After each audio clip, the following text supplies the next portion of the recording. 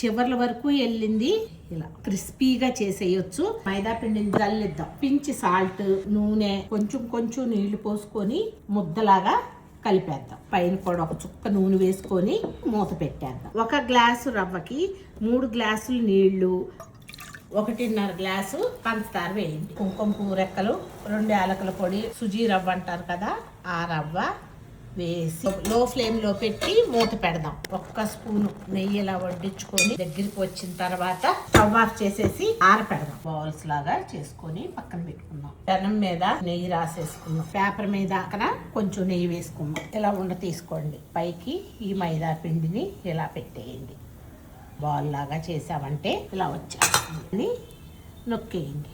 మీకు గనక ఇట్లా చేత్తో తీస్తాం అలవాటైతే చేత్తో తీసి పెట్టేసుకోండి. ఇది వేసుకొని లో ఫ్లేమ్ లో పెట్టుకొని వేయించుకోవాలి. ఇలా తీసి పక్కన పెట్టేసుకోండి.